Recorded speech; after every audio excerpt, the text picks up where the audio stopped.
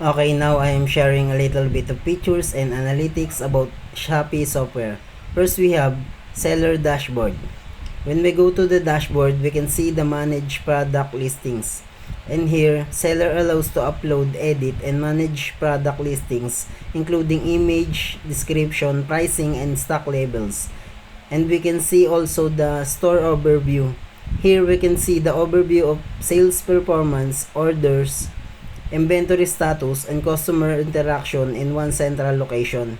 Second is order management. In order management, we have track orders, order fulfillment, and return refund handling. In track orders, enables sellers to monitor the status of orders such as pending, ship, deliver, and canceled.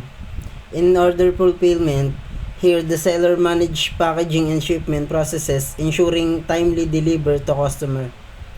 Return and refund handling automates the return and refund processes, helping the seller manage the customer service interaction. In analytics, we have sales performance analytics, including total sales volume, average order value, and sales growth.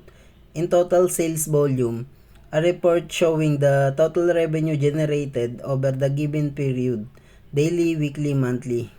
In average order value, measures the average amount spent per order, helping seller assess pricing and upsell opportunities.